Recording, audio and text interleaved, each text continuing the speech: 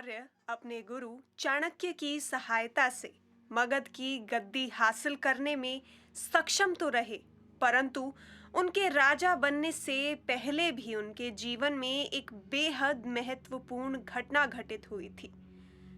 हमने अपनी पिछली वीडियो में भी आपको यह सूचित किया था कि चंद्रगुप्त बहुत कम उम्र में अलेक्जेंडर से मिले थे, तो अभी उसी को आगे बढ़ाते हैं। यह घटना तक्षशिला में घटित हुई थी, जिसे पत्थरों से बना शहर भी कहा जाता है। यह जगह आज के इस्लामाबाद से बस 32 किलोमीटर ही दूर है और लगभग 2300 वर्ष पूर्व इस जगह पर दो युवाओं की मुलाकात हुई। उनमें से एक था अलेक्जेंडर, जो अपने समय का प्रख्यात शासक था। महज 30 साल की आयु में उसने बहुत सारी जगहों पर शासन किया हुआ था। तब हाल ही में उसने पारसी शासक डोरियस थर्ड को हराया था, साथ ही पूरे सीरिया और इजिप्ट को अपने काबू में किया हुआ था। उसकी दूसरी तरफ थे चंद्रगुप्त मौर्य, जिनकी उम्र उस समय 20 वर्ष रही होगी। वे तक्षशिला में रहकर अपने गुरु के मार्गदर्शन के अनुसार अपनी पढ़ाई कर रहे थे। चंद्रगुप्त अलेक्जेंडर को देखकर बस यही सोचा करते थे कि अलेक्जेंडर को इतनी ताकत और रुतबा हासिल करने में कितना समय लगा होगा। अलेक्जेंडर के साथ चंद्रगुप्त की मुलाकात ऐतिहासिक स्रोतों के बजाय पौराणिक कथाओं पर ज्यादा आधारित है। उत्तर पश्चिम भारत में ग्रीक की उपस्थिति से चंद्रगुप्त की दुनिया बहुत प्रभावित हुई थी। चंद्रगुप्त एक सक्षम और चतुर सैन्य और राजनीतिक शासक थे, जिन्होंने सिकंदर की तरह एक व्यापक साम्राज्य बनाया। प्लूटार्क एक ग्रीक इतिहासकार थे।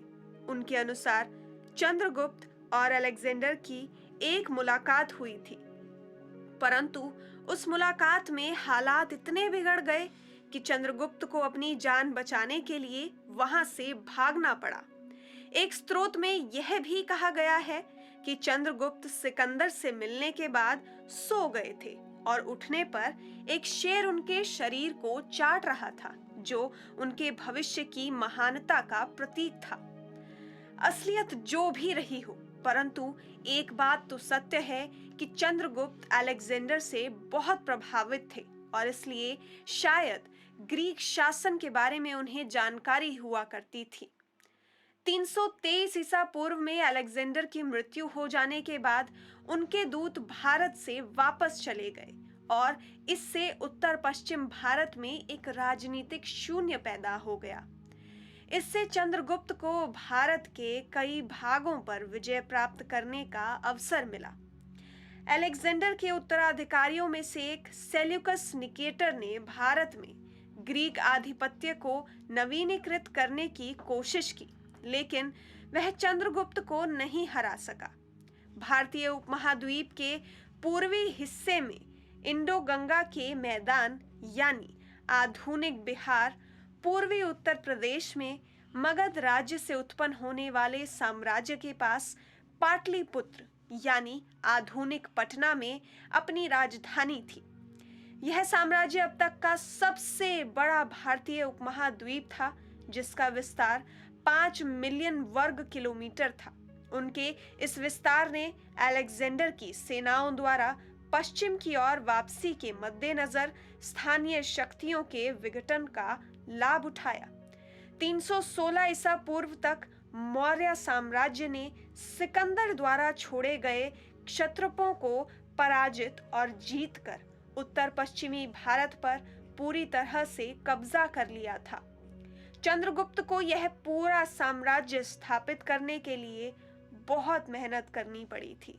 मगध पर हमला करने से पहले चंद्रगुप्त ने अपनी दिमागी शक्ति का इस्तेमाल करते हुए मगध और अन्य प्रांतों के कई युवकों को इकट्ठा किया, जो राजा धनानंद के भ्रष्ट और दमनकारी शासन से परेशान थे। साथ ही चंद्रगुप्त ने अपनी लड़ाई लड़ने के लिए आवश्यक संसाधनों को भी जुटाया।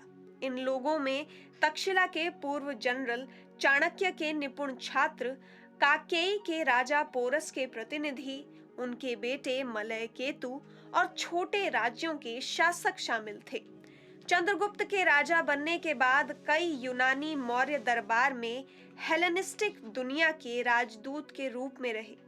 वे चाणक्य ही थे जिन्होंने चंद्रगुप्त मौर्य को हर मुश्किल से लड़ने के लिए सक्षम बनाया था। चाणक्य के पास बुद्धि थी और चंद्रगुप्त के पास बल।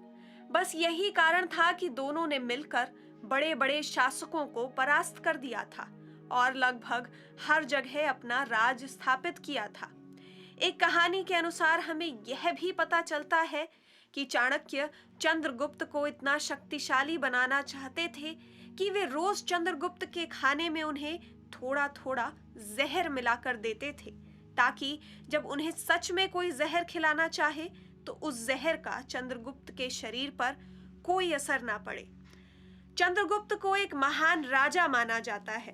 उन्हें देश को कुप्रबंधन से बचाने और विदेशी प्रभुत्व से मुक्त करने का श्रेय दिया जाता है। चंद्रगुप्त का साम्राज्य विभिन्न प्रांतों में बटा हुआ था, जिसे अलग-अलग राज्यपालों द्वारा संभाला जाता था। चंद्रगुप्त के बारे में माना जाता है कि वे सिर्फ सैन्य साहसी व्यक्ति नहीं थे और उनकी महानता केवल उनकी सेना से नहीं आंकी जा सकती थी। वे जानते थे कि एक विशाल साम्राज्य को कैसे संगठित करना है और जीतना है।